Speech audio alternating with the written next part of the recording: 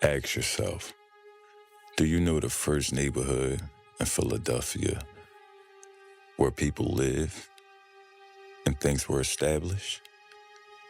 Well, listen up. The Lenni Lenape Indians were the earliest documented inhabitants of the area that later became North Philadelphia. For thousands of years, the Lenapes occupied the banks of the Delaware and Schuylkill rivers, establishing several large settlements in and around the area that became North Philadelphia. North Philadelphia does not have a single established year because it was a region within the larger city of Philadelphia, but the Act of Consolidation in 1854 is significant as it incorporated many existing northern townships into the city. North Philadelphia. North Philadelphia origins trace back to the agriculture townships situated north of the original city of Philadelphia, which were gradually incorporated into the city through the Consolidation Act of 1854. Initially, these townships were a mix of farms and estates, but as Philadelphia grew, they became attractive for those seeking for alternative to the flourishing city, leading to construction of mansions in smaller towns. The Consolidation Act brought these areas under Philadelphia's control, ushering an era of industrial growth and immigration, particularly from Europe. Here's the breakdown. Pre-consolidation before 1854, North Philadelphia was a collection of distinct townships and estates characterized by agricultural land and some grand estates. Early growth. As Philadelphia expanded, particularly in the 18th century and the early 19th century, the area north of the city became a desirable location for those seeking for more space and a less crowded environment. The Consolidation Act. This was a significant piece of legislation in 1854 which annexed all the townships within the Philadelphia County, the city of Philadelphia, significantly expanding the city's boundaries. The industrial era. Following the consolidation, North Philadelphia experienced a rapid industrial development, attracting factories and diverse population, including many European immigrants. The neighborhood formation. The area saw construction of row house to accommodate the growing workforce, and many neighborhoods retained the names of their original townships. The shift in demographics. While initially attracting wealthier residents, North Philadelphians saw a shift in the late 19th century to the early 20th century. Now it's time for the breakdown. Formation. West Philadelphia. Southwest Philadelphia, South Philadelphia, Frankfurt, Kensington, Northeast Philadelphia.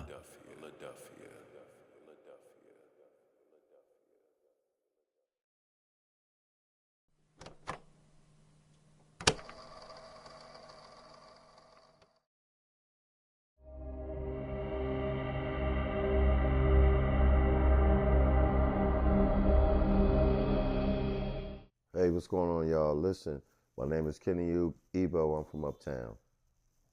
I'm going to explain the origin of Uptown to you. I'm from Vernon Road. Uh, the origin of Uptown, I've been hearing this a lot about what Uptown means to other people as far as the geographical area of where you're from. My personal view of Uptown from being up here 52 years plus, I'm from South Philly. I lived in North Philly 10 years. Everybody from North Philly says when they going uptown, Wadsworth, Washington Lane, 75th, Germantown, Dogtown, I'm going uptown. South Philly, I'm going uptown, period.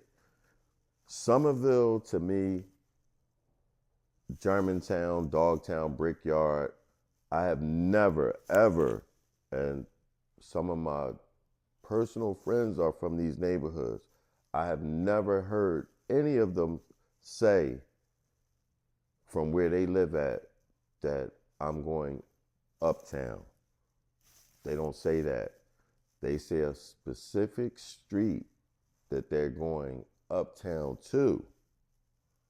They never say that I'm going uptown. So when somebody from Germantown or these areas say that I'm not from uptown, right? If you're not from uptown, then why do you say, well, I'm going to Wadsworth, I'm gonna go up Ogons to get a pizza, I'm gonna go see my man down Washington Lane, I'm gonna go to Cheltenham Avenue, the Shrimpies, and this, that, third. There's nothing wrong with it, but we trying to explain the origin of uptown and why people say what they say about uptown. You know what I'm saying? Like, again, North Philly people, my friends from North Philly, they say, I'm going uptown to go see Ebo. My people or my family from South Philly, they say, I'm going to go see my nephew or my cousin uptown. But from Wayne Avenue, this is only my only personal, from what I experienced with the geographical thing that's been going on for a long time, from high school to now. My Germantown friends, who I love y'all to death, my Somerville friends, whatever, you all say the same thing. You shout out a specific area that you're going to, but you never say that I'm going uptown. You know why? Because you're already uptown. You're already uptown. That's not just my personal belief, but me just even looking back on the history of uptown. Like, I really studied this stuff all the way down to the 1700s, when uptown was originated from a real estate guru, Mr. Allen. That was his name, 1750. He created Germantown, Mount Airy. If you don't believe me, look it up. It is what it is. There is a borderline of uptown. And I haven't seen Nicetown, Erie Avenue, that's North Philly. To me, that's what I seen. I studied it. I saw it. I hear it all the time. I'm a barber. We talk about this all the time. So, just to me, and what I've studied and what I've seen, maybe you might think different or whatever. Maybe you should just check and see. Uptown, Germantown, Dogtown, Brickyard, we all uptown. We all uptown family. We uptown. We uptown. That's be you next, Harry. My name is Harry Starks. I'm from Philadelphia, South Philly original, 15th Street, but the whole Philadelphia. I hung with everybody. I enjoyed it. I'm original 15th Street. I lived here on 18th Street for 60 years. You know, that's where my family was from, this house. 60 years, my mother still got the house. I'm original South Philly. I'm a South Philly boy. My name is Melvin Starks. Melvin Starks from South Philly, original G from South Philly. That bull Nelly now, yeah, 15th Street. You know, Where you at now? where I'm at now, I'm doing fine. I'm sitting up here. I'm out here, but we trying to do a little something here, man. We trying to get things together in the neighborhood and stuff. We got a little club going on. We trying to get this thing together here. Trying to get these young brothers around here together. They go one of my little nephews over there. What's up, baby? And we, Come on, get it. and we trying to get things together for the, for the. Sit down here. Sit down right here with me, man. This is one of my grandsons. I got Trying to 15 get things grandsons. together, have a little something going, keep these young guys out of trouble, keep them standing up, man, It ain't about that how we came, because when we was coming up, we trying to make it safe for them, for they can have it, man. I'm Big Moon from East Side. Been back there since the late 60s. They was talking about Pasquale's. When I moved up there, Pasquale's was a white barbershop. You know what I mean? I had white neighbors. but I'd be remiss if I don't mention my old heads. I lived on Haynes Street, one door away from the lanes. My man Warner, everybody know him as Duck. Big Duck. Big Duck, not Little Duck, Big Duck. Monk, Angie, Kurt, Andre, we all, they raised me. You know what I mean? That's how I became part of Somerville. Came up there, it was all family. And I'm glad I live where I live. You know what I'm saying? I'm glad to be a part of Somerville. It made me the man that I am today. I do a lot of things, but I pride myself on my Somerville affiliation. Hey, can I piggyback off of what he just said? All those names that he mentioned played a part, again, in raising me, especially Monk and Angie, right? So did Big Duck, Also, right? Conrad. So even like the point that I'm trying to make in regards to their kids, right? This how Somerville is I consider it a family. Their kids are some of my best friends to the day. Celine, Right. Dirt, Sadiq, all of them. Hakeem. You know? Yep. You know, and Big family. again, you know, salute to all of them. You know, Carlos, you know what I mean? Passed on. Timbo, you know, all the guys from Homicide. You know, my father, Tweet, you know, Oganson Godfrey, you know, legendary. I'm telling you, my father took me to every corner as I was coming up, and whether he was drinking or getting people jobs, it was he always made sure everybody knew that I was his son.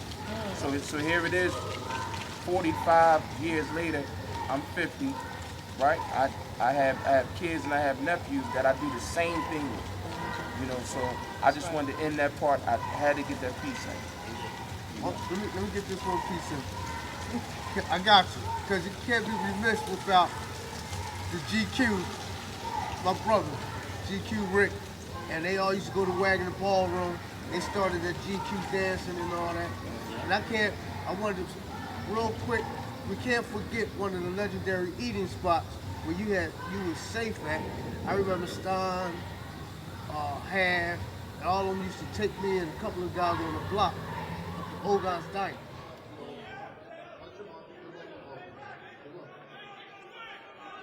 It is Elvin Maricki and Jamil Wilson.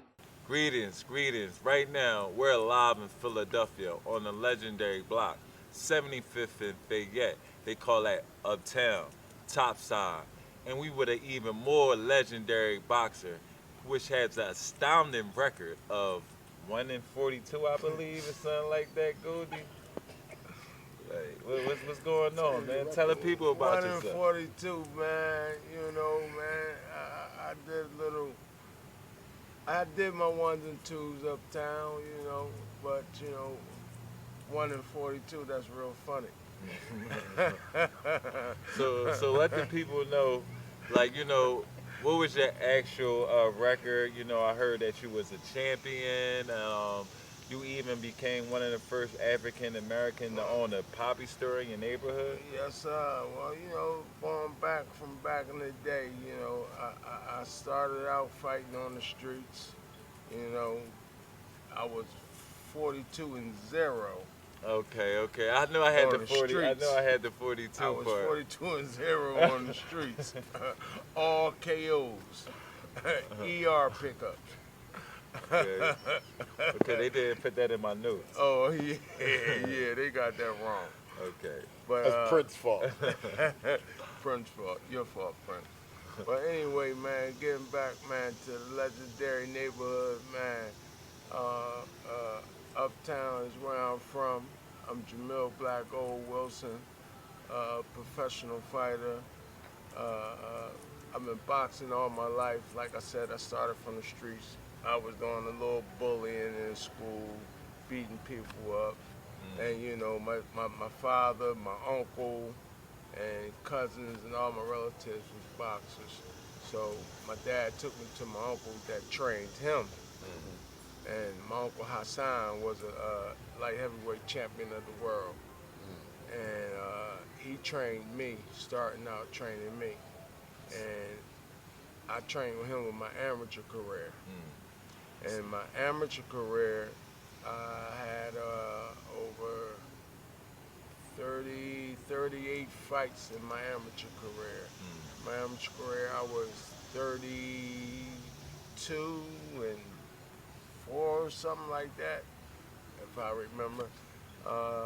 Professional, I beat him. I think that was my first fight. I was only 2 years old, but whatever. I ain't even break his window. They try to say that young baby boy broke his window. He just lost some nuts. But when I turned pro, I had another trainer by the name of Willie Folk. Willie Folk took me to 10-0, 12-0, something like that. We traveled the world together. And then Darryl Scholler and Marty Scholler, the Scholler brothers, started managing. Okay. So then that's when their brother was a professional boxer by the name of James Scholler. James Scholler. He was black gold. And my trainer, Willie Folk, was James Scholler trainer.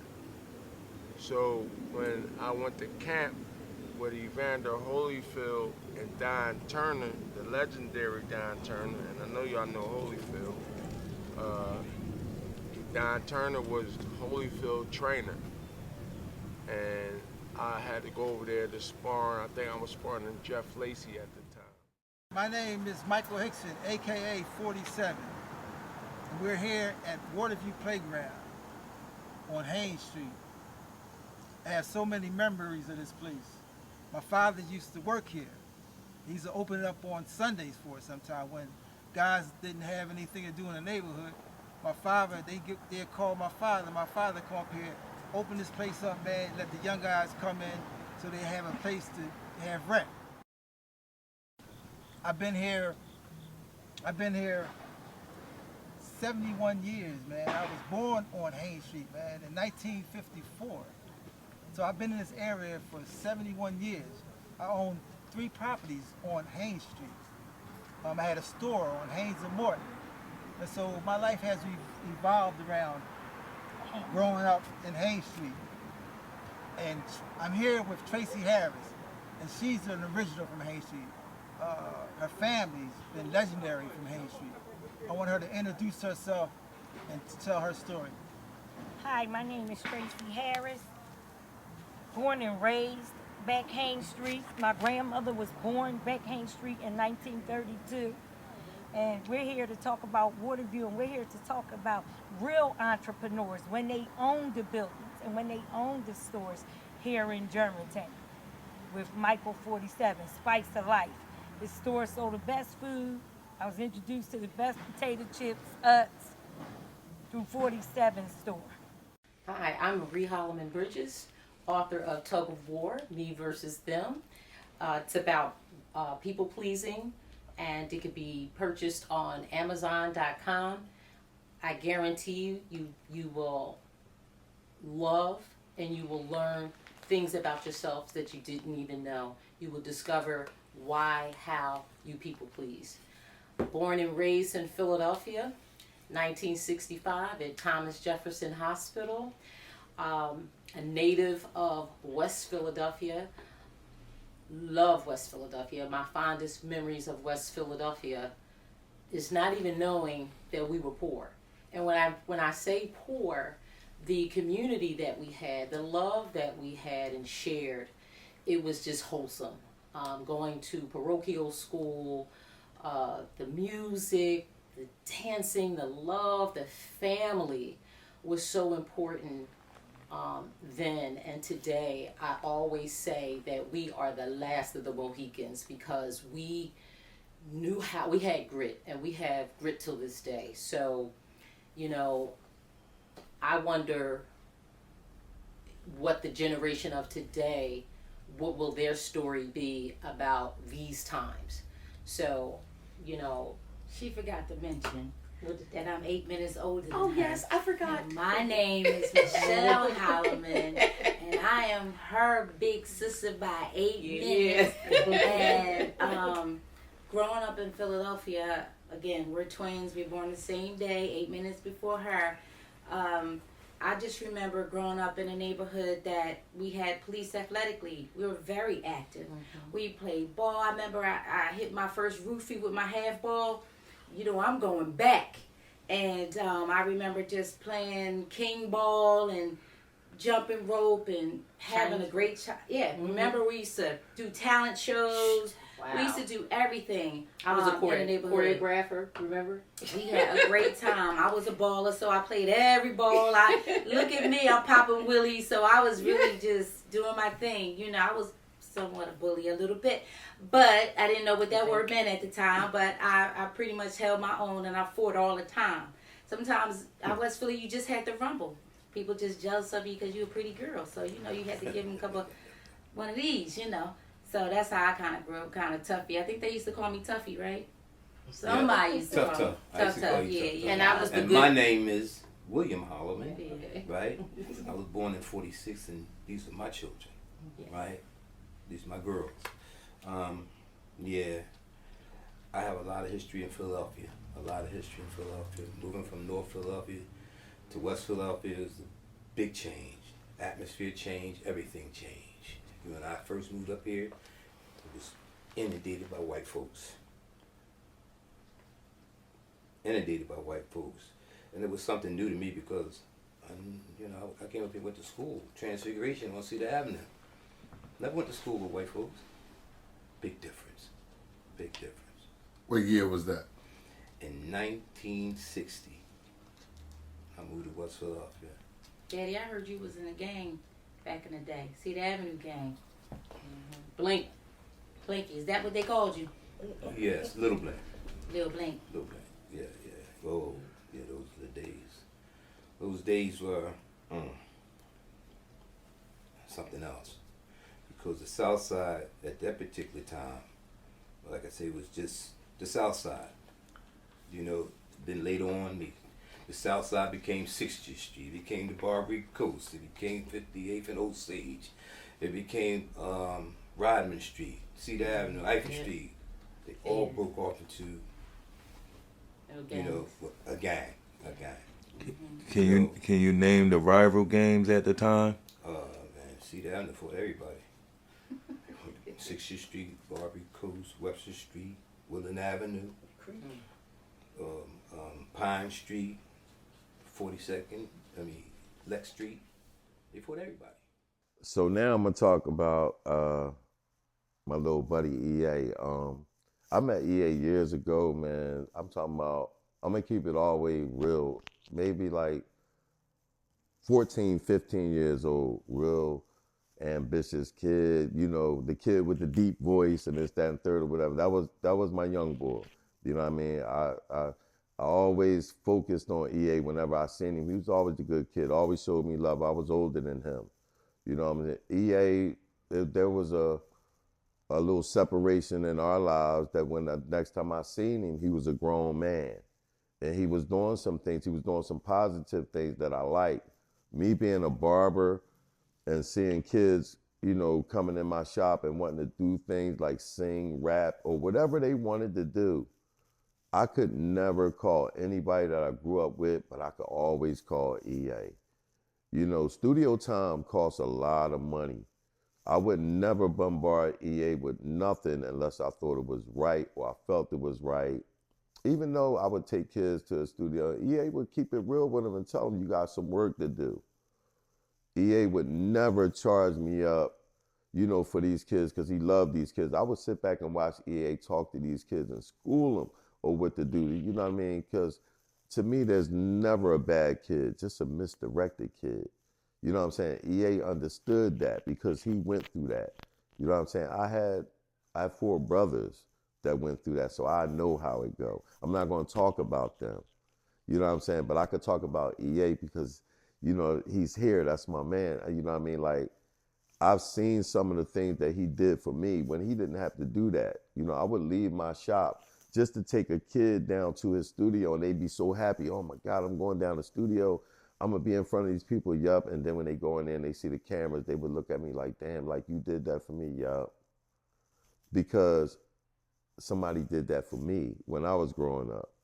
You understand what I'm saying? See, when I was growing up, I had old heads that kept me off of the street when I had other friends that was doing whatever they was doing, and I was cool with it because they was my friends. But I had not only my friends, but I had old heads that said, no, Evo, this ain't for you. I'm gonna drop you off at the basketball court or whatever. You know what I'm saying? So I just felt like now, even in my life, even with my own kids, like my kids, you know, my kids, they do their thing, they try their hardest.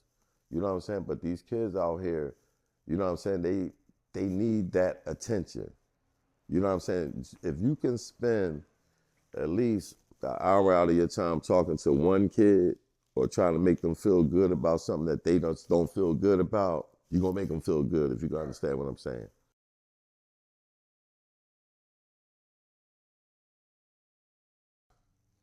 Yeah, so even with, you know, with the kids and what they go through and their dreams and aspirations, you know, I would send them to EA, to Eric Allen, you know, my friend, you know, and it's weird how these kids would just bright up when they get around EA. I saw the videos myself that EA did all over the city with different kids and different groups. And I would just watch them. I would watch YouTube over and over and over again. You know what I mean? And I would get so much out of it that would make me, you know, when kids would come in my barbershop, not even just kids, I'm talking about grown-ups too, that wanted to do certain things or whatever. And the first person I could think about is Eric. You know what I mean? EA. So, and I couldn't think of nobody else. Even though I know a lot of people, EA will always come to mind because he was never a selfish guy. He was always about his community. He was always about, you know, the community, period. Everything about EA was solid to me because he reminded me of myself, period. He reminded me of who I was, how my old heads built me to be. You know what I'm saying? I always stood what I did. Always. You know what I mean? But just watching him move and, you know, like the cameras, I never really been around cameras. I never been afraid of cameras, but I never really been around cameras. And to watch, you know, how people get excited when they get around it, it made me excited. That's what made me not be afraid of cameras. Watching kids be around cameras, watching kids rap, and watching how EA would critique them in a way that certain people would get mad, like, what is he saying? I'm all that. Like, what is he doing to me? I'm all that. And then after he break it down, they understood. And I'd be ready to leave and leave them. And they'd be like, go ahead, D-Boy, I'm cool, I'm staying, I'm good. And I could go home and just feel good that these kids are safe in their hand. And then they call me the next day, or their father called me like, Ebo, thank you. See, it wasn't that EA got him a record contract or who he was around or who he was affiliated with. It was just the fact that he told them the right thing and he set them in the right direction so they can do it. It's about doing for yourself. You know, but sometimes they need that little nudge and that little push. Sometimes people, I'm not going to say that you're too important to help the kids, but sometimes people got stuff to do and they forget. But I could always depend on EA, no matter what. No, I would never call him like once a week or twice a month or whatever. It could be 2-3 times a year, but I can guarantee you this. If I brought somebody down to that studio, EA will tell you, I would leave them there. I would leave them there. You been down here 60 years? 60 years, right here. I thought we was in Montrose Street. No, we was here 60 years, 18th Street. You walked across the tracks and we every lived, day. And we lived right down the street for 2 years. Oh, I used to walk Chadwick Street. Yeah, I used to walk all the way to South Street every day. That's where I'm from, on the other side. Yeah, he used to walk down 18th Street every I used day. to walk back and forth. I used to walk home about 4 or 5 times a day, back on this side here. But this side here was like the suburbs. What's a good side to me where I could come without all the noise and all that. But, you know, because I stayed on the noisy side and the rowdy side. And my family, well, always was part of That's when Primary Street started. The Renegade. I'm originally from 15th and Clymer. That's where it started from. And that's where it was called. My older brother, Larry Lodge. My older brother Lodge, my baby brother Dickie. He was originally 18th Street, my baby brother. Yeah, with his crew and my cousin Bobby. That's right. They crew was all here, but I'm on the other side. Yeah, we all had different crews. We all had different squads. Everybody had somebody that they was hanging with around. We all was family. I used to hang down 15th and Dickinson playing pool and all that when I wasn't on the other side. But we did a lot of things, my family and my friends and all that, but everybody knew my older brother Lodge, and everybody knew my baby brother Dickie. They did so much stuff, and who didn't remember my cousin, Renegade Melvin? Everybody remember my cousin. I thought I was a good little boy. He always stayed in trouble. I mean, you know, when you see one, it always was 2 or 3 of us in my family together. Whatever happened, it always was 2 or 3. When somebody got in trouble, got locked up, they always say, I bet you one of the Starks is there. 1 or 2. Yeah, and they right. We was always there. You know what I mean? We did our thing. Everybody else did their thing. But my older brother, he made the pathway for all of us. Well, and, Boss of bosses. And for a lot of people in South Philly. It wasn't for him. People A lot of people Philly, would period, be not just South messed Philly. up. I mean, he helped The city everybody. of Philadelphia. I mean, he helped everybody, and everybody loved him. You know, he was a person to be loved. That's Because, how we you know always what I mean? had to respect. The younger generation don't respect the older Nothing or generation nobody. like years ago. I mean, you got to respect people. Everybody respects somebody because this is how life is. White people come in this neighborhood. We got a couple of young Starks over there. And move and do everything they want. And what's gonna see when we was coming up, we fought each other. This side against that side, that corner against that corner, but this was the harder shit. Eh? When we got older, all that doesn't matter. We grew up, we friends. I mean, what happened 30 years ago, 40 years ago, 20, don't mean anything. That was the past. That was what happened when things that we did. Don't nobody go back on the future. He killed my brother, he killed my uncle, he killed my cousin. Don't nobody even think of that, the older generation. You don't have no grudge because that's how life was. You can't hold a grudge when things happen in life. Back. You know, you go back and look and say, something happened 40 years ago. For what? Well, I mean, why go? I mean, go back. That's how it was. Assalamualaikum, how y'all? Walaikum salam. Hey! Hey, what's happening, baby? Hey, boy, y'all getting the band back together, ain't No. The Starks boys better watch it. All right. We just, what's it called, talking about what we did, how the fun we had, and all that. What's it called? My cousin Ken Do and Poppy. That was the guy there. That guy there, Dennis, alias Ken Do, Ken of Starks. He was that little boy. He was that boy, Ken Do. I started He at was the age of 8.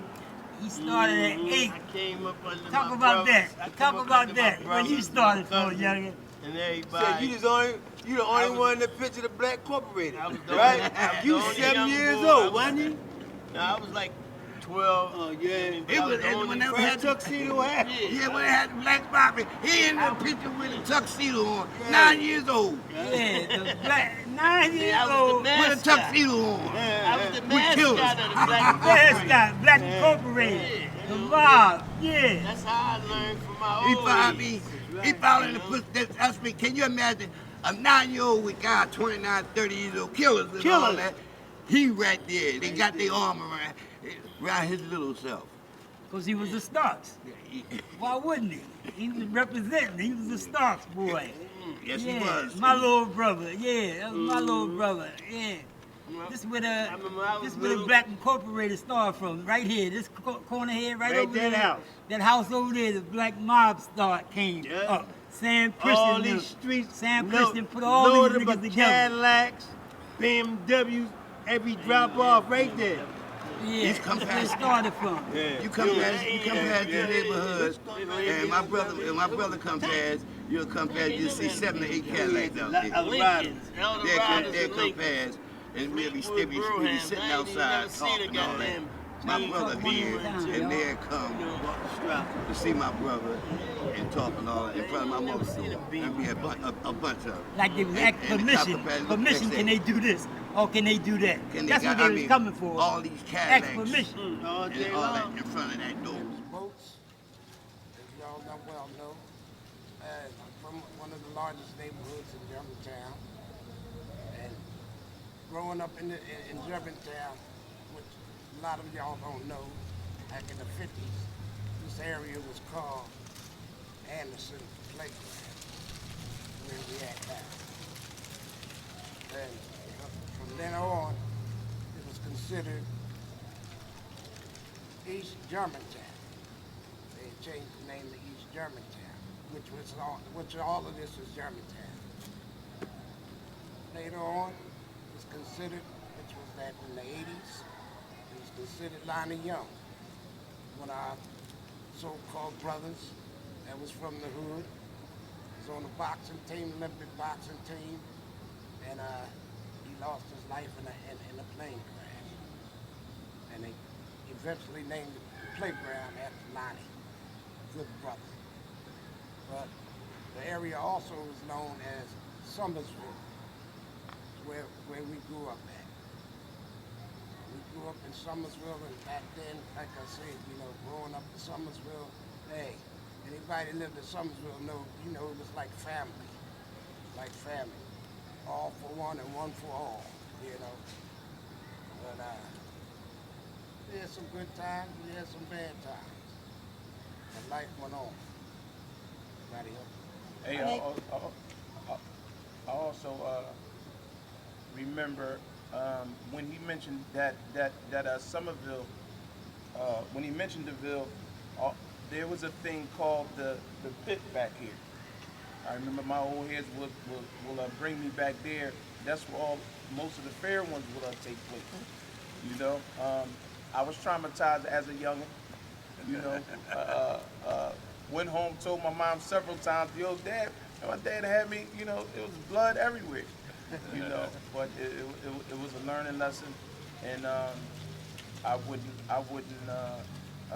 change those memories or experience for nothing. So what blocks consist of Somerville? Old Haven people know. What blocks? Name all the blocks in Somerville, because you said something about the fight. So, like, from somebody, and I don't know that, so what block is being up with which block? Who's fighting who? Who's beating each other up on the same block, or is it I'm gonna say this. Okay, with Somerville, it's different sections of Somerville. Some of us sitting here, we're from East Side Somerville. Some are from Top Side Somerville. There's a Bottom Side Somerville, and also Homicide. He could probably bring you the other section, South Side. So, yeah. So we were one of the biggest gangs in the city of Philadelphia, as far as geographically. Somerville could come from, I'm going to say, Stinton and Haynes, all the way over to like you said, Borden Alley, and also Borden Stinton. Also going back towards Germantown, what's Wayne Avenue? Yeah. Wayne Avenue, pushing all the way to, I'm gonna say mid 60, 66, 67, because across Ogas it becomes the claim. So if you're going from left to right and right to left, I think that would be the perimeter. It's definitely 6 or 7 parts to Somerville. So you got East Side, which is I'm from, Top Side, Bottom Side, Homicide,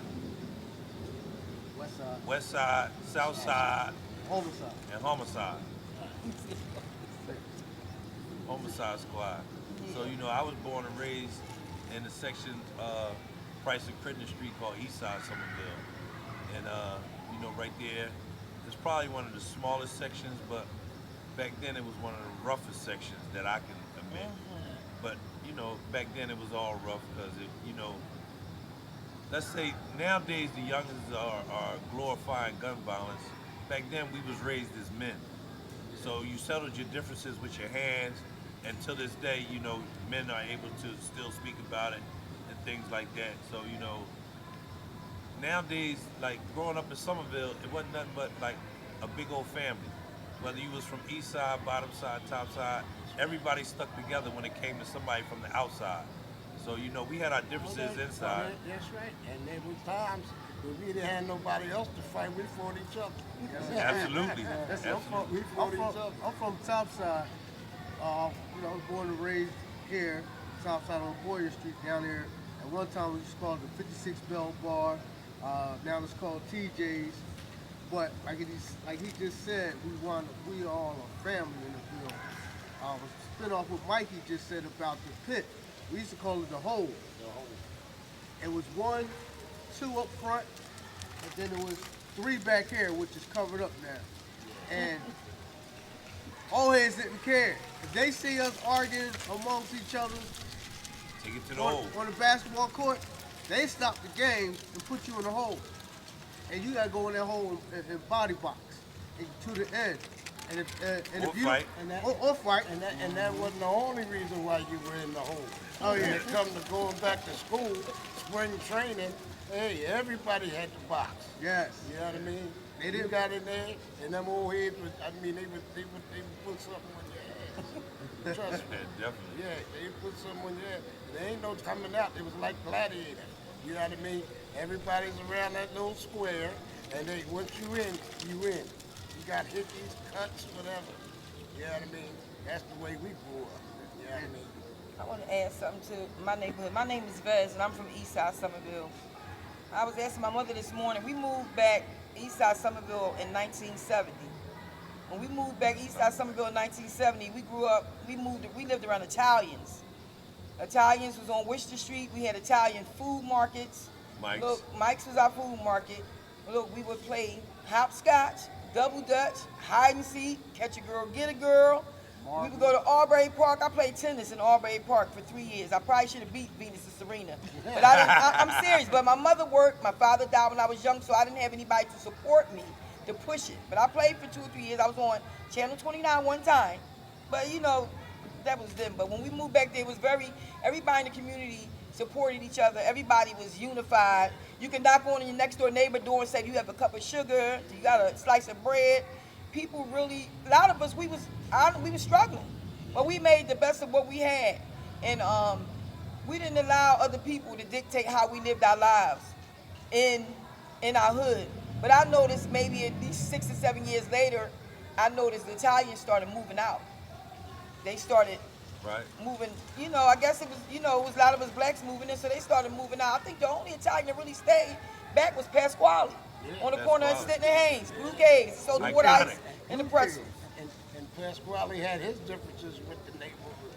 Right. You know what I mean? When they first came in, hey, they fought everybody in Top Side Somerville. They started on Sprague and Shelton. Then they moved to Stetton, the Stetton and Haynes. Right. Yeah, that's how long Pasquale them been around. But hey, you can get some of the best cheesesteaks in the city in Pasquale. Yeah. And what's crazy is, what Vez was saying, that Italians and the whites was in this area because we moved here, well, I was born here in the 70s, 1970. And I had white neighbors. My neighbors was white. bar around the corner, they call it Tavern on the Green now. That was an all Irish bar. Yes. My mom used to send me in there for cigarettes. They used to say, "What are you doing in here?" And I was a little, I was a little rough, so I used to be like, "Man, fuck y'all, I'm getting my mom cigarettes." And they let me go to the machine. Back then, you had to go to the machine and get the cigarettes or whatever. You know what I mean? But we got good memories from the neighborhood because. We grew up in Germantown. This is considered East Germantown, if I'm not mistaken. Yeah. But like I said, we grew up here in the 70s, and it was another side. If you cross Chew Avenue, was Haynes Street, and Somerville and Haynes Street didn't get along. But for some reason, I've come to find out that my grandma lived back Haynes Street, so I had a little situation where as though they chased me one day from. I said, "Why they chasing me?" They said, "Get him, he from Somerville." So my dad had to explain that to me, so I was cool because, I had one of the largest families back there, but still, it was a learning lesson. But like I said, back then, the worst thing can happen to you is you get your ass whipped. And growing up in the Ville, they taught you, never ran, never will. That was our motto. That's our motto. Where you from? Eastside Somerville, never ran, never will. And that meaning not to glorify it, but that meant that don't run, stand there and fight like a man. But see, and I just want to touch on what the youngins don't understand now is back then, we kind of like glorified the hustler because what the hustler did was he didn't just hustle, he took care of the neighborhood. He took care of the older people. He took care of his family.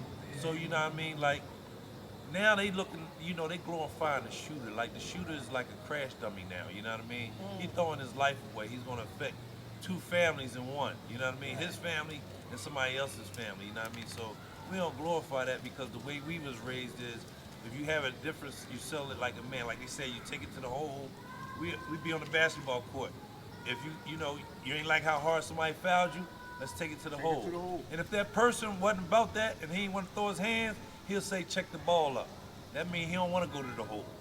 But, if he wanted to prove himself, he'd go to the hole.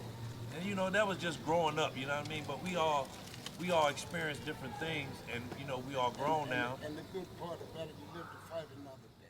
Life in the city of brotherly love.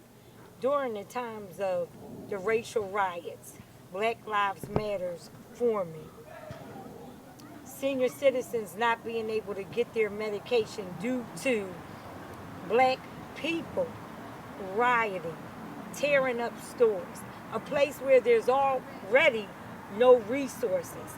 So they did the damage, made it even worse. Black lives didn't matter to each other, to the inner cities, once they were destroying stores and supermarkets and important places that people needed to go, like the post office and things like that. So to me, black lives didn't matter to themselves during that era of the George Floyd incident in the United States of America due to racial riots. Speed and action. Hi, my name is Tracy Lynn Harris, born and raised in the city of brotherly love and sisterly affection. Is something that we give out here. We're known for the delicious salted pretzels, home of the cheesesteaks, and I want you to come here to Philadelphia and visit. I've lived here all my life. Couldn't pay me to move and go to nowhere else. I've been to other countries, continents, and all over the city of Philadelphia. It's nothing like it. Home of the water rice, the pretzels, and the cheesesteaks.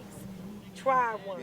In Saigon. I was Saigon. That was you. Yeah. I was 13th Saigon Street. before they start calling how Saigon came about. They started, we used to be in there getting high and shit in the projects and shit, and nobody couldn't come in the door. We had all the doors on lock, all of the staircases. We had niggas on the stairway and at the doors. You couldn't come in this building, and people just start saying, that's like Saigon. They can't even come in and get nothing. You lived there, you had to sign in or something with us. Me, Bulldog. We was something else down there, man. Had to walk up the steps. Time, elevators broke. When I got shot, one time JB Young Boys, They was down here. They was around the corner. They opened up around there, and I was getting on. We went around there, and I slid through the $50 bill. It was a phony joint, and I slid him the joint, and and we ran back out. We got the shit, got back out in the car, and it was snowing. The car wasn't getting ready to start. Dude came out and froze us. Came out with the gun, talking about, yo, hold it. You know, whatever. One of y'all gave me a 50. I said, what you talking about? What you talking about? We was talking. We was just kicking and shit. He was up, and he had the gun on us like this. And this damn fool had the nerve to take the gun and put it under his arm. What? No, go ahead. Huh? Go ahead. No. Put the gun under his arm like that, looking for the fake 50. I said, imagine that. Give me that. Give me that thing, and the money, and the coke, and all that. You get back in the house, and we out. We jumped back in the car, get in the car, home there. We rolled, got back in the car, went on 20 from Carpenter. We was hanging out there. I fucked around and shot myself in the leg. We at the animal gun, house? with that gun, huh? We at the animal house? Yeah, at the animal house. The animal, oh man, he talking about the house. The animal house. 19th and Carpenter. 18th and 19th and Carpenter. 2 doors My from homie Craig Dykes lived right over there. I shot myself. Wouldn't even go to the hospital. I seen the bullet halfway coming out my feet. I'm trying to get the bullet out. We go down 13th Street, because the boy I had with me was from 13th Street, Saigon. We go down there, chilling, you know, from there and shit. Then I went on and, Then I went on to the hospital and shit, though. You know, that's just one of my little, you know, horizons. Another one I had, oh man, this was the worst one. But I remember the Yamco. Who don't know about him? He was the roughest cop in the city. He was the roughest cop in the city. They were always trying to get members. He was the roughest cop in the city. A highway patrol. Highway patrol, boot cop. He had locked me up one time. I lived there. Where they get? Me and my man were riding through the little street, and we rode through the little street. He stopped me on 19th and Dickinson. Strip searched me. In the street? In the street. Talk about he gonna shoot me. This is a cop. Talk about because of my name and all that. He gonna shoot me, search me and all that. And he pulled the gun talking about, I should shoot you there. And the old lady was looking out the window. And I said, Miss, you see me with my hands up to the sky. I got my hands way up the sky, buck naked. Buck naked on what's going to talk about. He really dissed you. Yeah. He would have had to shoot me. Talking about, you got a gun in that car. They got a gun in that car. That wasn't my car. It was a car that belonged to a friend, his girlfriend. And he was saying, I know it's a gun in the car. We had the key underneath the mattress for the glove compartment. And he was searching, talking about, what's in that glove compartment? I said, I don't know, because it ain't my car. He said, I know something in there. And his partner, Mars, was saying, you can't tear the car because it belongs to somebody. It ain't their car, what's called. But my friend it was a gun in the car, but lucky that they didn't. They couldn't search the car. They searched it, but lucky they didn't want to break the glove compartment. But other than that, he did everything else. He had me naked and all that. Almost kicked me in my ass and all. How you almost kicked you in your ass? How you do that? Because the lady the old lady was looking out the window. Street? You know, he wanted to kick you. He wanted to kick me in the ass. That old lady was looking out the window, and he had the gun in my face. And I was reaching my hands up to the sky, naked. They had a contract out on him. Get you all kind of stuff, man. They tried to get. They had a contract out on him. That's how what's called he was. He was a nasty They had a nigga. contract out on him. On the They had a quiet. backup squad behind him and all that. That's when they put me on TV. They try to get me the case. We had a shootout with him, and we had a little shootout with him and everything. You know, me and my man Dan Roy. You know, You got locked up for it. I don't know that y'all don't know about them. The Black Incorporated Part 2, the Squad of Squads. These boys, this was the Squad of Squads. This when they stopped all the gang wars. All the gangs in South Philly, Sam Christian and them, put them all together. We had a little meeting. Where was the meeting at? Well, our meeting was on 15th The meeting was Street on 20th and Capitol Pemberton. at the Pals. Pals. We had the meeting there, all the gangs. The top 3 runners in every gang had to come to the meeting. If you ain't came to the meeting, you get seen. Every gang in the city had to come. If you don't come, you get seen. My name Vaughn. Welcome to Philadelphia. So what's been up? So one day I was on YouTube and I was watching Philly Uncut, and I said, damn, this EA, that's my man. Okay, let me watch this. At first I was confused. I was like, well, what's going on here?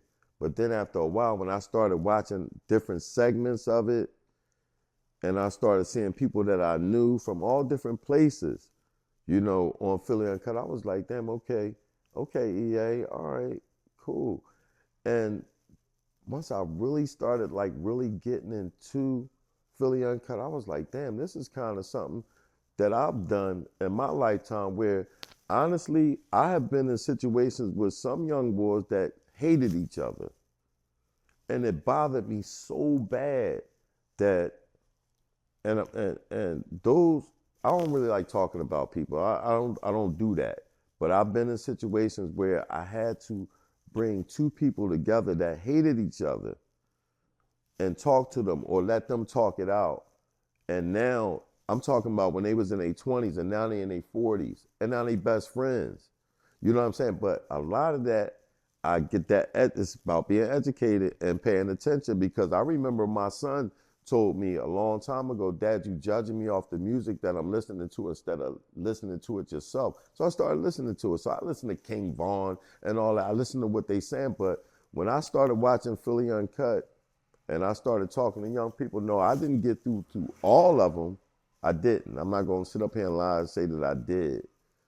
But the majority of them, to watch 2 people sitting down that could have killed each other, and now you see them together or talking or whatever, or walking down the street with their kids, and like one I know worked for the post office, and the other boy come in and get his hair, and they cool, and they sit in the chair and they talk.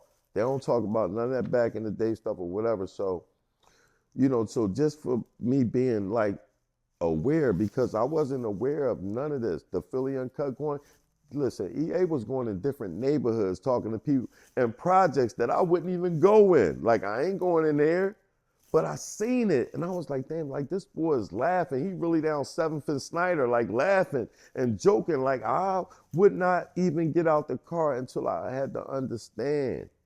I had to understand, you know what I'm saying, where I came from. See, because he understands where he comes from. It's not an ego thing. It's a reality thing. And that's why I love him. That's my man. I mess with EA. I fuck with EA. My name is Kenny Ebo. I'm a double OG. I'm a barber. People come to me with their problems and situations, but I'm a double OG, and I love that about me. I'm a double OG. But I'm the OG cousin from South Carolina. And I came up here at the age of 7, 1956? No, 58. And I thought I was coming up for the summer, but it turned out that I stayed here ever since. West Philly was home for me. It was my new home, and it was very different because I came from a place where people would say, good morning, and didn't know you. Yes. And this is weird. This has been weird for me still, because when I see somebody, I don't know them, but I say, hey, how you doing? Because I see them on a regular basis, but that's me, not everybody. But West Philly became my home, and I tell everybody this, West Philly that's my place. I'm a West Philly girl. From 60th from Webster to 57th from Webster. Right, 60. 57th Street, West Philly, that's my home. I fought when I had to, but I wasn't a fighter. And again, my cousin just laid the map for me. I didn't have to do a whole lot. Yeah.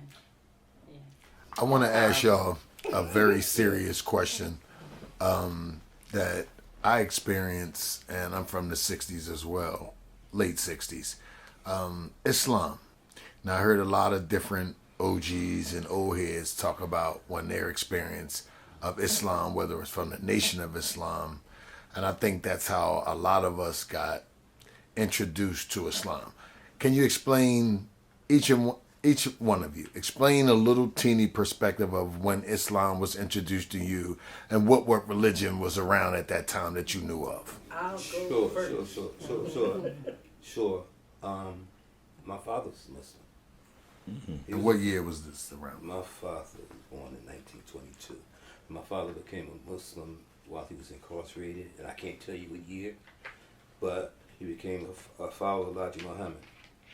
And I was going to Catholic school, St. E's on 23rd Montgomery, right? I went to St. E's. So my father and I used to battle about Islam and Catholicism, right?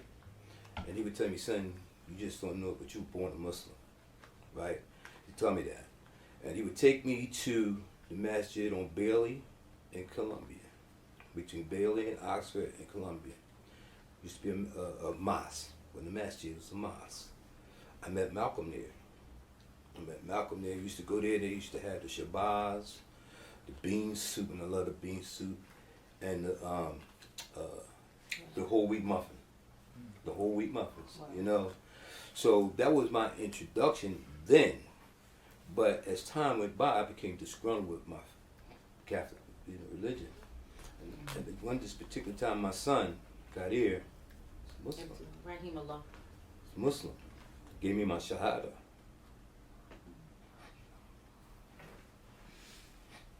We lost both our brothers recently, so it's still painful. Yeah, still painful. So for me, my whole family, as they said, was Muslim. My children were Muslim before I became Muslim. Wasn't my husband at the time, but however, I knew in my heart, in my deepest heart, that was the way to go. And because we were trained as children for Catholicism and Christianity, you think that's the way. And one particular day, I'm in information technology. I was in the military. I did all of the Pentagon and all of that. And I met a woman from Israel, from Tel Aviv. And she asked to take me to lunch. And she said to me, I don't understand your race. She said, I don't understand your race taking on a religion that was forced upon you. She said, do you know how much is missing out of the King James Bible? She said, my husband is your complexion. We know that the black man was the first man on this earth. Meanwhile, I'm a new babe in Christ. I go to the pastor, tell the pastor everything that this woman has said to me. And he looked at me, he said, she's right. That's why I say study. Now, speed you up, I'm jumping from church to church. I'm not being fulfilled. It was just something that was just eating at my core. I don't like to be yelled at. I can't hear you if you're yelling at me. And I'm often like, why they don't come from Genesis? Why they don't talk about the Old Testament, right? Anyway, speed you along. I met my husband, Khalil Bridges, and he's Muslim. My daughters are Muslim. My sister, my father, my grandfather, all my nephews and nieces. Not that I ever fell out of place, but I know if something is for you, it's for you. I didn't need them to force me because they were already praying for me. I met this Muslim woman in Malvern on lunch. Muslim. Her and I were talking. She was so beautiful. She looked so beautiful in her garments and everything, and we spoke. We started meeting every week. I didn't tell anybody. And I decided this was the time for me because I felt that I was ready.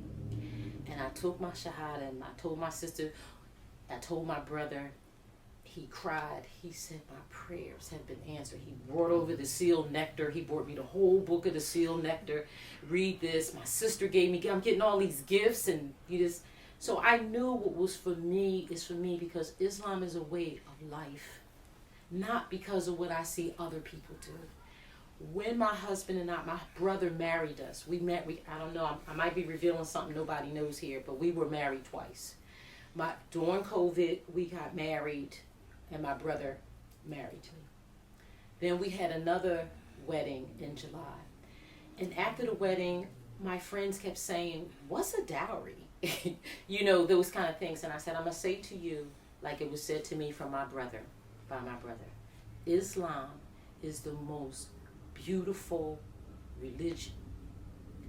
And until you get to know what it's about, you can't really say that we are following something until you really embrace it. My dentist told me that Islam is such a misunderstood religion. It's so beautiful. There are people out there that know Islam is beautiful. It's a way of life. It's a way of life. So with that, we are all one. We can celebrate together. We can love each other. We know because we are one. And we pray together. And we pray together. And we pray for each other. And I know my brother is Qadir. He did what he was supposed to do. Absolutely. He did what he was supposed to He do. wasn't the only brother that we lost. We lost our other brother, Gregory, who was a couple Muslim. months ago. Yes, he was. And his children were Muslim. It's just Allah make Muslims. Allah make Muslims. It's just and then we both. She's been more than once, but I went to Umrah. I was able to go. You know, when you go to Saudi Arabia, you're chosen. You know, to go, and it was the most beautiful thing for me just to be able to touch the Kaaba and see Ibrahim Station and go into. Listen, we went. And I said, when I move, you move just like that. To get to the Kaaba. When I move, you move. We move up, slid over. Move up, slid over. We still was doing a cert. We went around and we got to that thing. I said, she started to break down. I said, don't do it. Live in this moment right now. Live in this moment. Know where you are. Allah invited you. Allah invited you with me. Because I've been here 5 times. I go every year. Since I've been back in Philly, and you know, it was beautiful to have my daughter and my sister there. Yes, that was my dua being. Alhamdulillah, but listen, we from West Philly, we them folks, and we love our part of town. No matter where we going in the world, West Philly all day long. We repping the twins from West Philly. Y'all know about us.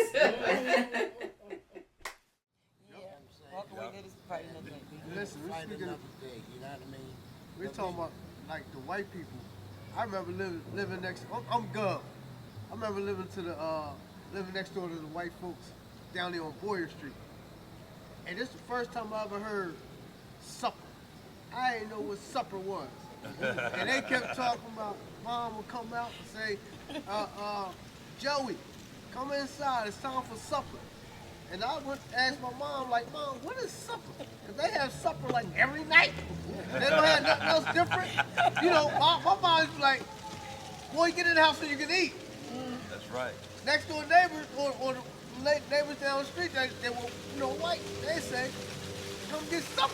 I'm like, that's all white people eat. That's what I thought, they just ate supper. So I didn't know what it meant. I didn't know it meant dinner. Yeah. You know, so just thinking about it, and then I just watched them gradually move out, like y'all said, and you know, they moved in.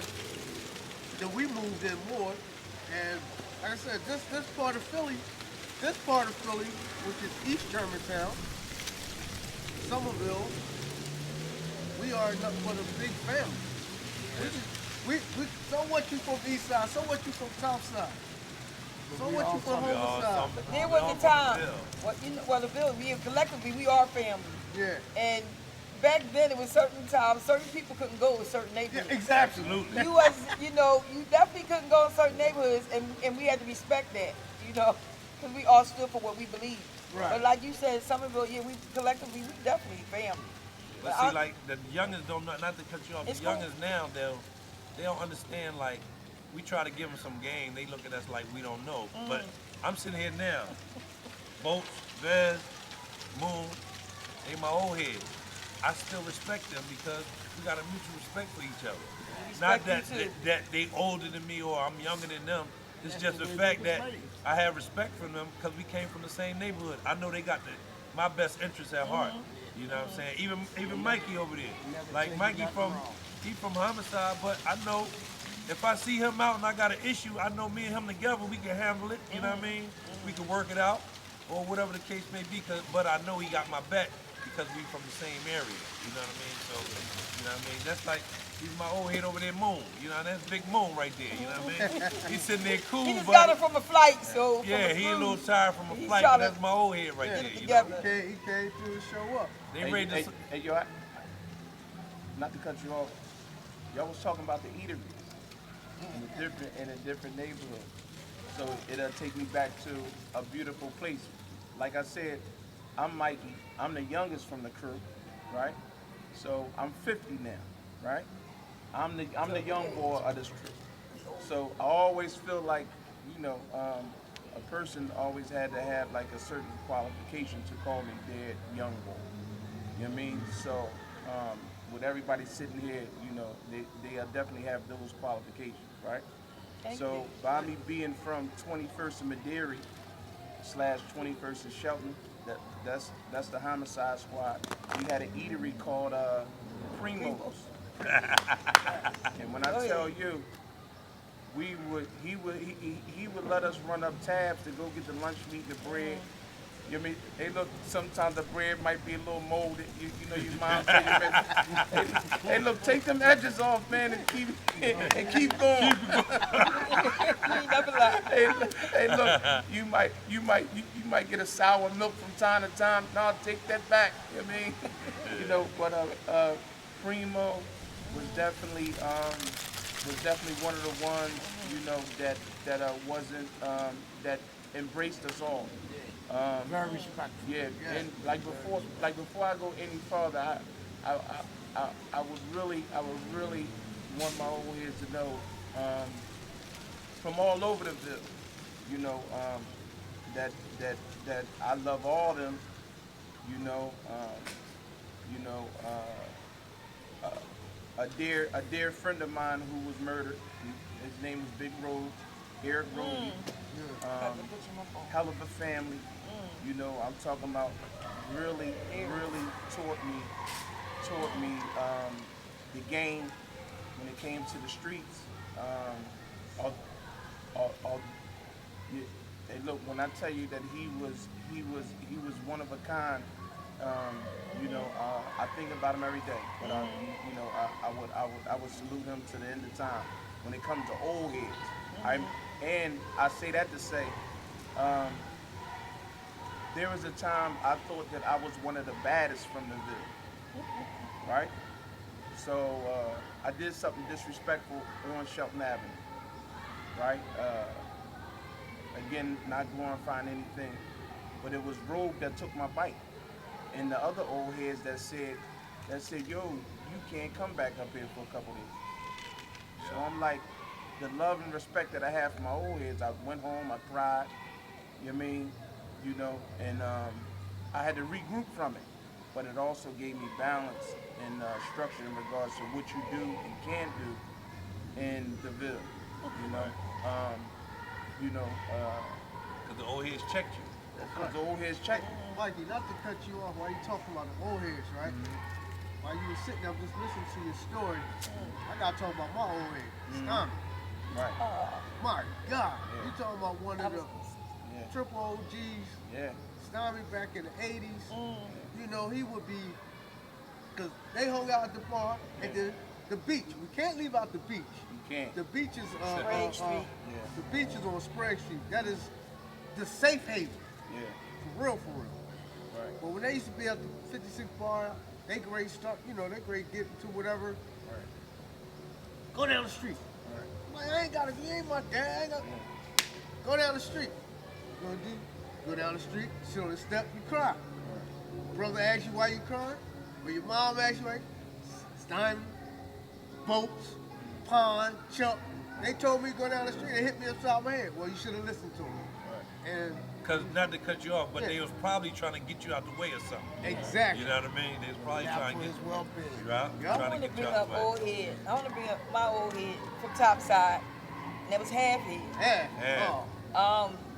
Even though I was from East Side, I was 16. I ain't gonna lie, I ran away. And I met Half on Price Street talking to Brahim. Half came over there, and I thought Half was ugly. I was a kid. Right. And I said, oh my God. I said, he ugly, right? And he looked up at me, he said, B, he said, I'll throw this effing bike through your mother effing window. And I was young, and I said, and my mom gonna kill you. Not knowing that he was half-head. Right. You know, after that happened, Brahim said to me, you don't know who that is? That's Half. And he a killer and all this. I'm like, what? So a couple days later, I came to Shelton Avenue, 21st and Shelton, where Reedy Lounge used to be. And Rennie Boone, nicknamed Zop, was on the corner, and I looked and I saw Half. And I remember standing and I was petrified. And I was saying, this man is gonna kill me. And I remember looking at him and I was smiling because I wanted him to like me. Right. And I said, you remember me?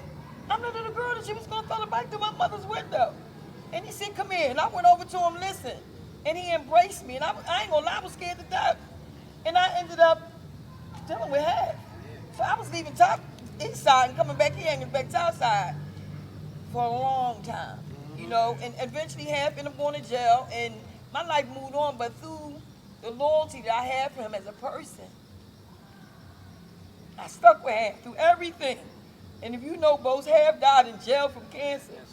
And we had this repast right here. Me and Sadiq and Vincent laid it out and put it together because that was me paying homage back to a man who told me as a young child, and no disrespect to anyone, that as long as you got something between your legs, you should never walk around and be broke. Not saying that I had to sell myself, but he was letting me know, yo, you ain't never got to ask nobody for anything when you got the tools to utilize yourself. You know, and he always told me this too. He said, a woman, just like a child, is supposed to be seen and not heard. If I ain't learned nothing else, I learned that from him. That's what I want to say about I'm saying I learned from Half. Cut. Oh my God.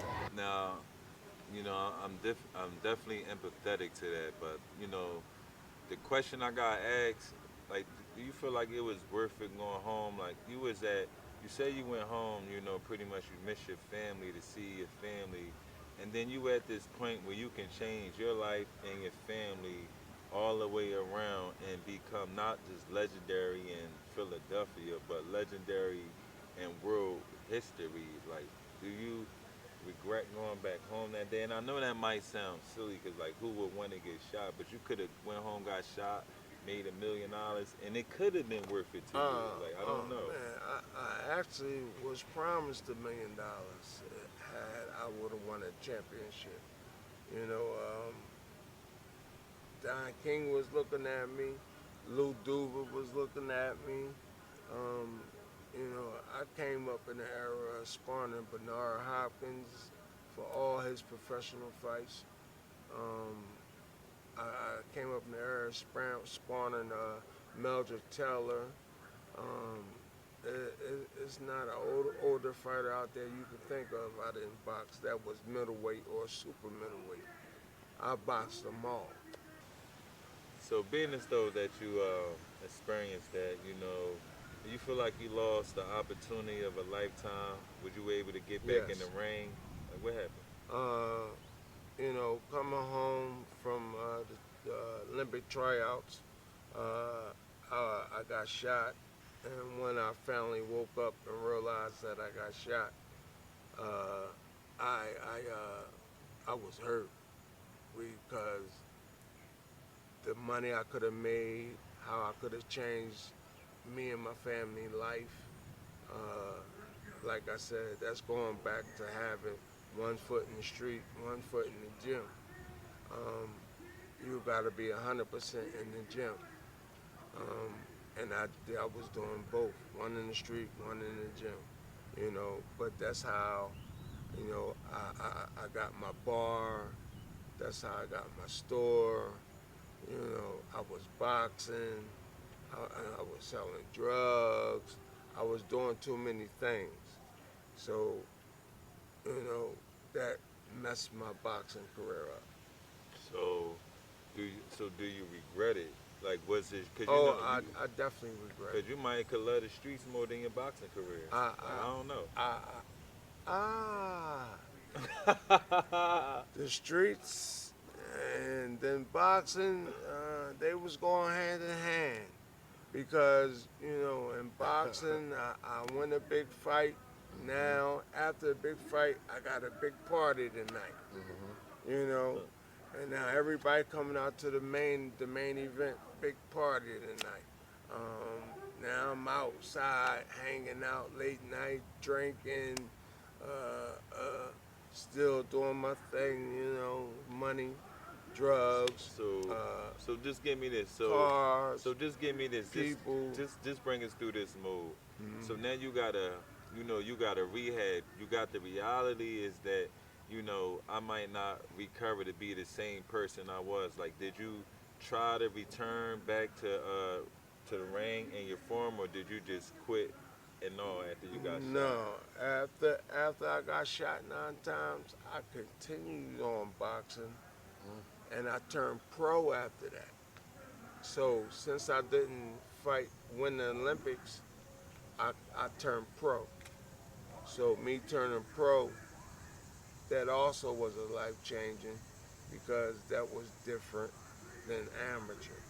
So I started making money in the pro game. So my life changed that way also. So, but I miss and wish I would have made the Olympics, but that's past. I can't go back, you know. So you telling me you could have been like the Muhammad Ali of boxing, but you rather been the 50 Cent of boxing? Could have been, you know, That's what but you're telling me? I got shot 9 times before 50 Cent. Okay. That was 1994 when I got shot. You know, I've been got shot 9 times. 50, you're late. You're late, 50. I've been got shot 9 times. Like, do you ever think about like teaching kids how to box, open up a gym? You guys did a lot of hustling, maybe teach people some financial liberation, how to, like, you know, have some entrepreneurship, different type of hustle, any type of get back. Think about it. Well, right now I'm actually in the process of trying to bring a gym uptown. I need a gym here, right here, where we from, so I can help the kids. And it's 1 million kids up here that I can help and that I know personally. You know, I got sons myself. So if I get a gym uptown, I will help a lot of kids, man. And boxing teaches you a lot about being out of the streets, discipline, respect. Boxing teaches you a lot. And it shows you the world. You do a lot of traveling. You make a lot of money. Boxing did a lot for me, man. Taught me a lot. But, you know, from the times that I left to travel somewhere, I come back to Philly, uptown. I done heard about EA, did this, did that. I'm like, wow. Now, did you ever like, yo, bro, like, I'm boxing now, like, you don't gotta do all that, bro. Like, you ever have a moment with EA where you was like, bro, not too much, bro. Like, you think you had to do all that? I know how we get it, but dang, bro, like. Well, you know, me and EA, man, we did our thing growing up, you know. EA was the man that I went to get what I need, you know. He looked out for me. He 56, I'm 52. I was basically his younger, you know. So this was my OG. This is somebody I looked up to uptown. You know what I mean? EA was the one around here ripping and running the streets, protecting people, fighting, drugs, you name it, this guy did it. So you didn't pull no ring, you didn't tell him he did some things that wasn't a good idea. I didn't tell him that because I was involved myself. That's what it seemed I to be. was happy to be a part of it. Like some type of enforcer, some type of boxing enforcer, or like, you know, some type of nature. Nah, but see, that's us keep going in and out of boxing in the streets. Right. You know, boxing in the streets, it mix a lot. You know, that's where a lot of fans come from, the streets. Now, on a serious note, now just to you know, bring it to a closing to modern day boxing, and when you were talking, I heard nowadays a lot of boxers, they don't sell out the arenas. They don't have promote. They could be 90-0. They could have 5 belts. They can be on Instagram, every social media outlet that wasn't even out when you were out boxing, but yet they're not selling out, you know, no arenas. So it's a certain aspect of the street level where the box is needed, because if the streets don't know you, you're not putting no fans in a seat. So for a new up-and-coming boxer, so what would be a new way, a safe way rather, that you could tell people to be in the streets to get the fans there without risking themselves from being shot or getting in any drug activity? First of all, well, don't sell drugs. If you don't want that life, don't sell drugs. But us growing up, we wanted to be that guy. You wanted to be somebody. You wanted to have a nice car. You wanted to have a nice house. You wanted to wear the nice clothes. So we had to do those things to get those things, you know. But I got it a couple ways. I got it this way, you know. I got it from hustling. I got it from a store. But no, as far as answering the question is, how could you help, you know, a person up and coming who's trying to get fans in the arena, sell out them seats?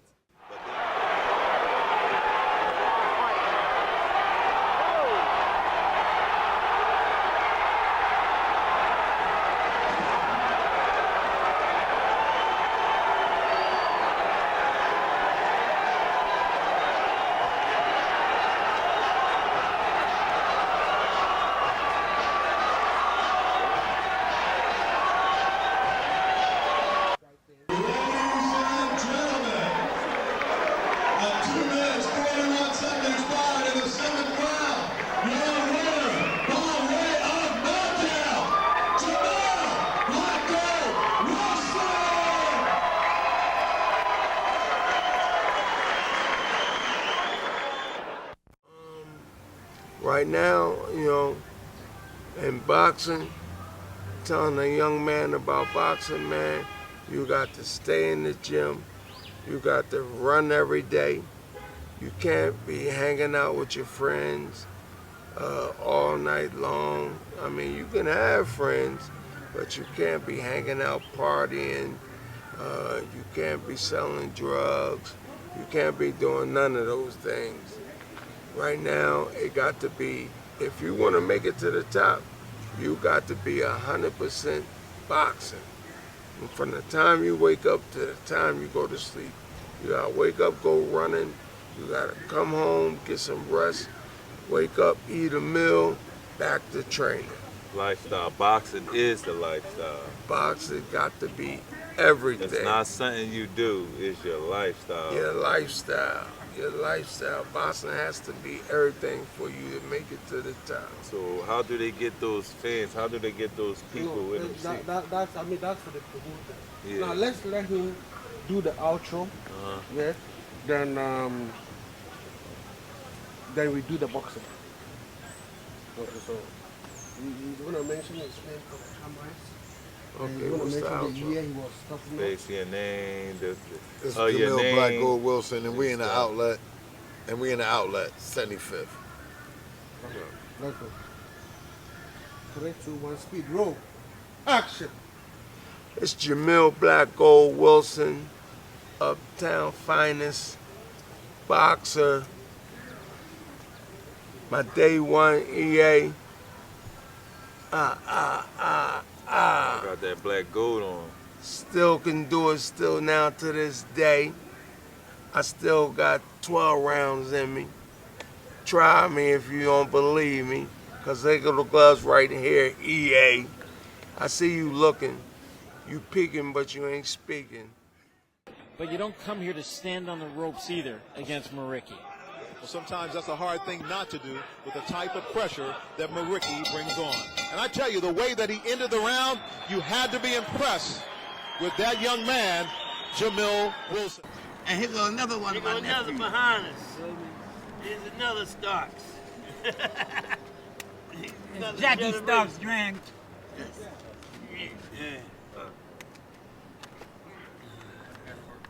Yeah, good. Get to stand right here. This Give my him your nephew. name. Give him your name. This my Homie. nephew here. That's my sister. Yo, my name's Javon Jenkins. Yeah, I've been there. This is my papa right here.